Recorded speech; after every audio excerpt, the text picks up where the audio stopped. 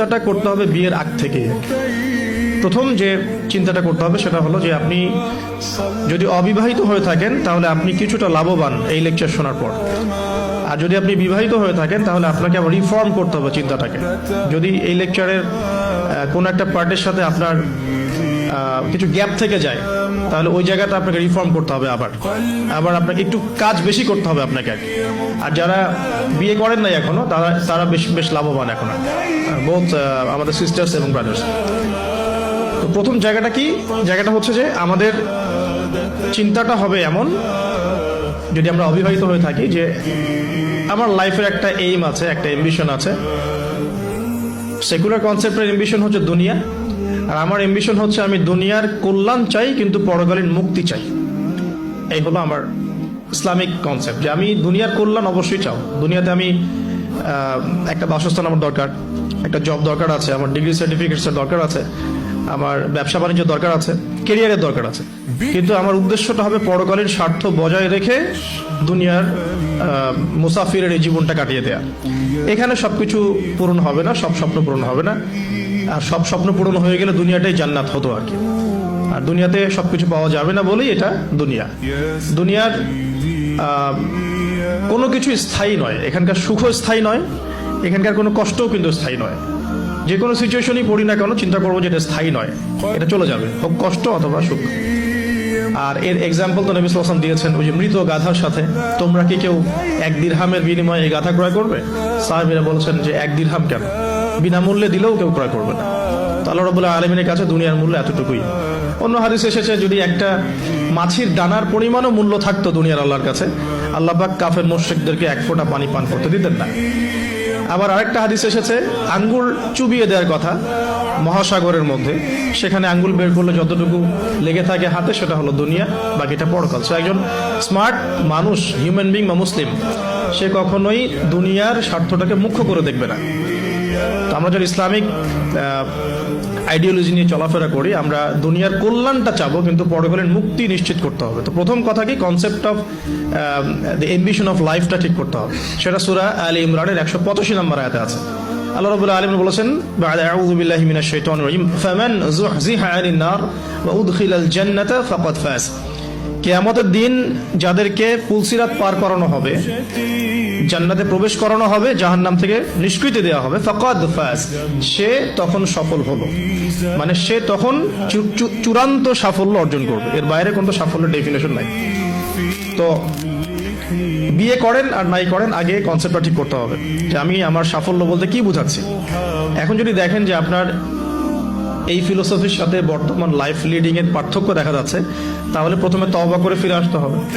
এবং তওবা করার জন্য শুধু মুখ থেকে আস্তাগফিরুল্লাহ ওয়া আতুবু ইলাইহি পড়া যথেষ্ট নয়। খালেস ভাবে, একনিষ্ঠভাবে ওযু করে, সালাত আদায় করে, চোখের পানি ঝেড়ে দিয়ে আল্লাহ রাব্বুল আলামিনের কাছে রাতের অন্ধকারে বলতে হবে, আস্তাগফিরুল্লাহাল্লাযী লা ইলাহা ইল্লা হুয়াল হাইয়ুল কাইয়্যুম ওয়া আতুবু ইলাইহি। অথবা আল্লাহুম্মা আনতা রাব্বী লা ইলাহা ইল্লা আনতা খালাকতানি আনা আবদুক ওয়া আনা আলা আহদিক ওয়া ওয়া'দিকা মাস্তাতা'তু আউযু বিকা মিন শাররি মা সানা'তু আবুউ লাক বিনি'মাতিকা আলাইয়া ওয়া আবুউ বিযানবি ফাগফিরলি ফাইন্নাহু লা ইয়াগফিরুয যুনুবা ইল্লা আনতা। এখন তো প্রোটেস্ট্যান্ট ভার্সনের যুগ, এই কারণে আধ্যাত্মিকত্ব, মারেফত এগুলো মানুষ খুব একটা বোঝে না। এই কারণেই আলী রাদিয়াল্লাহু আনহুর একটা কথা পড়ে আসলাম, সেটা হচ্ছে তিনি বলছেন, তাকে বলা হচ্ছে শেষ জীবনে গিয়ে যে আপনার কি কোনো কষ্ট আছে জীবনে? আপনার কি জীবনে কোনো কষ্ট আছে? কারণ তার জীবনটা কিন্তু ঈর্ষণীয় জীবন। মানে অন্যান্য সাহাবীরা হয়তো ইয়াং এজে গিয়ে ইসলাম কবুল করেছেন, ইসলামের জন্য অনেক খেদমত করেছেন, বাট আলী রাদিয়াল্লাহু আনহুর জীবনটা এমন যে তিনি একদম চাইল্ডহুড থেকে, ফ্রম দ্য ভেরি বিগিনিং, তিনি রাসূল সাল্লাল্লাহু আলাইহি ওয়াসাল্লামের একদম ডান পাশে ছিলেন। এমন কোনো ব্যাটল আপনি দেখবেন না, মানে আমি গাজওয়ার কথা বলছি, সারিয়া না, গাজওয়ার কথা বলছি, যে আলী রাদিয়াল্লাহু আনহুর পাশে নাই, এমন কোনো গাজওয়া আপনি পাচ্ছেন না। এমনকি তিনি জ্ঞানে, আমলে, আধ্যাত্মিকত্বে একজন সমৃদ্ধ মানুষ ছিলেন। তাকেও শেষ বয়সে খারেজিদের হাতে নিহত হতে হয়েছে। তো তাকে বলা হচ্ছে আপনার কি কোনো কষ্ট আছে জীবনে? আলী রাদিয়াল্লাহু আনহু বলছেন যে আমার কষ্ট একটাই, কি আল্লাহ পাক আমাকে যে ইলম দিয়েছেন, রাসূল সাল্লাল্লাহু আলাইহি ওয়াসাল্লামের সোহবতে থেকে আমি যে মারেফত অর্জন করেছি, মানে আধ্যাত্মিকত্ব অর্জন করেছি, এটা বিতরণ করার মতো উপযুক্ত কোনো পাত্র পেলাম না। তার মানে প্রোটেস্ট্যান্ট ভার্সনে শরীয়ত আপনাকে শুধু হুকুম আহকাম দিচ্ছে না, এটা করতে হবে এটা করতে হবে না, এর ভিতরে রিজনগুলো কি, এর ভিতরে মারফতগুলো কি, আধ্যাত্মিকত্বের বিষয়গুলো কি, সেগুলো কিন্তু সবাই বুঝবে না। এই কারণে আসলে মারফতের কথাগুলো সবার সামনে বলাও ঠিক না, হয়তো জাহেলরা সেগুলো বুঝতে পারবে না।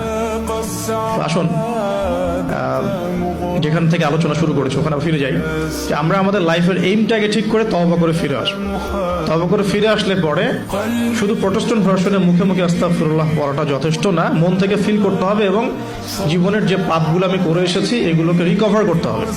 যদি আপনি জেনা করে থাকেন, ছেড়ে দিয়ে ফিরে আসতে হবে, সারা জীবন আমল করে প্রমাণ করতে হবে যে আপনি আল্লাহ পাকের অনুগত বান্দা, শুধু মুখে বলা যথেষ্ট নয়। আপনি মাদক সেবন করে থাকেন, তওবা করে ফিরে আসতে হবে, এসে আল্লাহর কাছে প্রমাণ করতে হবে যে হ্যাঁ আমি আল্লাহ, তুমি আমাকে চান্সটা দিয়েছো, আমি এটাকে হেলায় নষ্ট করব না, আমি নিজেকে তোমার কাছে প্রমাণ করে দেবো ইনশাল্লাহ যে আমি তোমার বান্দা।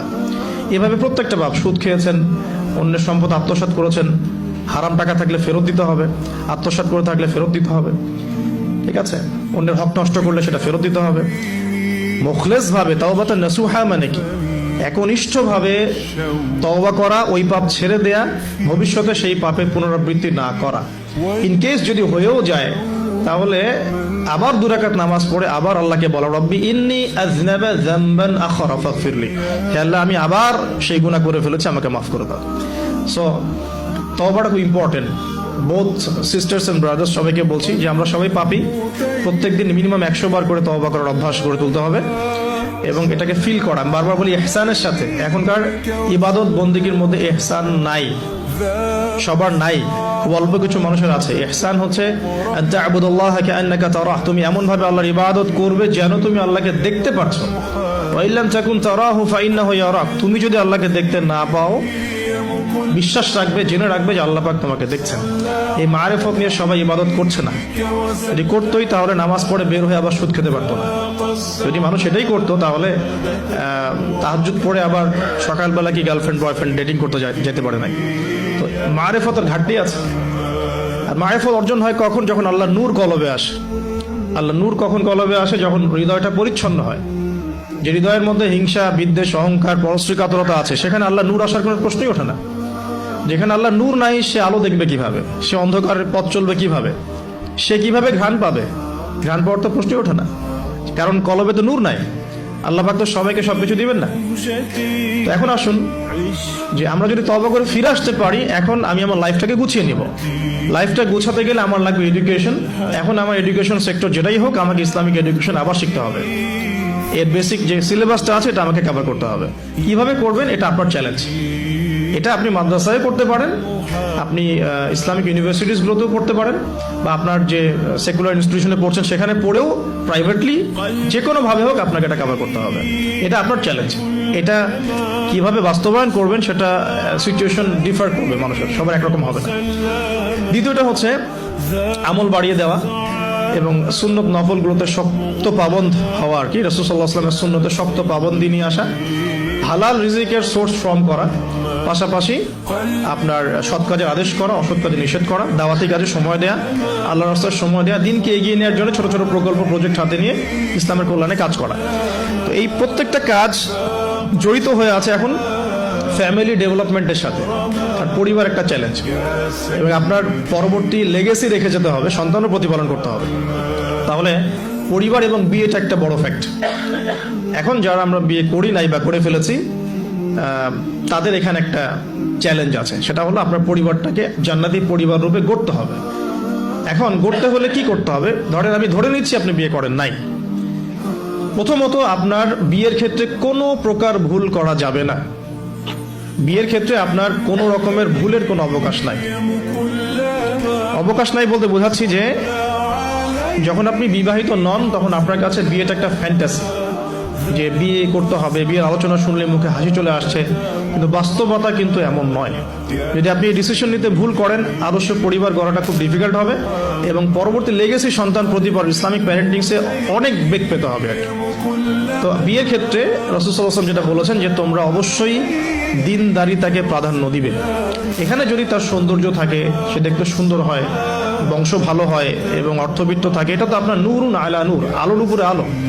যদি এটা নাও হয় তারপরে আপনাকে দিনদারিতা প্রাধান্য দিয়েই বিয়ে শাদী করতে হবে। এই জায়গায় কোনো রকম কম্প্রোমাইজ করতে যায় না, বা এই ব্যবসায় ভুল করলে আপনি সারা জীবন লস খাবেন না, ঠিক আছে?